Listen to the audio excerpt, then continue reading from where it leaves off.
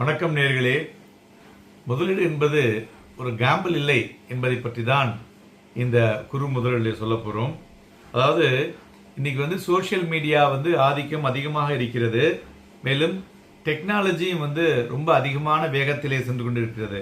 அதனால் பார்த்தோன்னா இந்த இன்வெஸ்ட்மெண்ட் சைக்காலஜியை பார்க்கும் பொழுது அந்த ஈல்டு டிசைர்ட் ரிசல்ட்ஸ் கிடைக்கலன்னா யங் இன்வெஸ்டர்ஸ்லாம் என்ன பண்ணுறாங்க, உடனே அவங்க என்ன பண்ணுறாங்கன்னா ஒரு நேரோ எக்ஸ்பெக்டேஷன்ஸோட ஒரு வெல்த்தை கிரியேட் பண்ண முடியாமல் உடனே எக்ஸிட் ஆகி வெளில போடுறாங்க. இது ஒன்றும் தேவையே இருக்காது அப்படிங்கிற மாதிரி. ஸோ நார்மலாக ஒரு வெல்த் கிரியேஷன் என்பதே ஒரு நீண்ட கால அடிப்படைக்கு பண்ணுவது. மேலும் இதில் பார்த்தீங்கன்னா சோஷியல் மீடியா இம்பேக்ட் பார்த்தீங்கன்னாக்க இந்த இன்வெஸ்ட்மெண்ட் பிஹேவியரில் அதிகமாக வந்துள்ளதுன்னு சொல்லலாம்.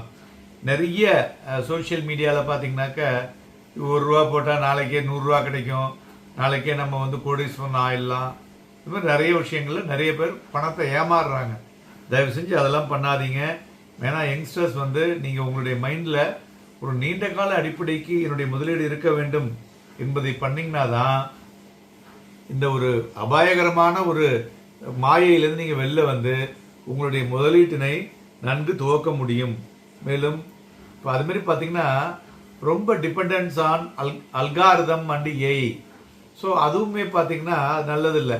அது ஓரளவுக்கு ஒரு ஷார்ட் டேர்ம் இன் நேச்சரில் என்ன கொடுக்குமோ அதை தான் நம்ம அதை எடுத்துக்க முடியுமே தவிர எல்லாமே நம்ம ஒரு நீண்ட கால அடிப்படைக்கு இன்வெஸ்ட் பண்ணும்பொழுது தான் நம்மளுடைய வெல்த் பெட்டர் லெவலில் கிரியேட் ஆகும். அடுத்தது யங் இன்வெஸ்டர்ஸுக்கு இப்போ நான் சொல்வது என்னவென்றால், நீங்கள் எல்லாருமே உங்களுடைய மைண்டை இன்வெஸ்ட்மெண்ட் ஃபிலாசபியை சேஞ்ச் பண்ணீங்க.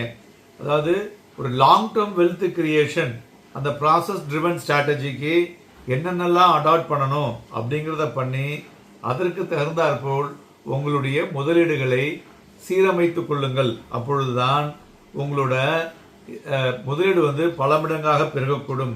ஏன்னா உதாரணத்துக்கு பார்த்தோம்னு வச்சுங்களேன், நிறைய பேர் சில key ingredients to the wealth creation அப்படின்னு பார்த்தோன்னா பேஷன்ஸ் அண்ட் டிசிப்ளின். ஸோ மேலும் இந்த உதாரணம் சொன்னேன்ல, இப்போ பாருங்களேன், இப்போ நாசால அந்த அம்மா என்ன பண்ணாங்க, பேஷண்ட்டாக இருந்ததுனால தான்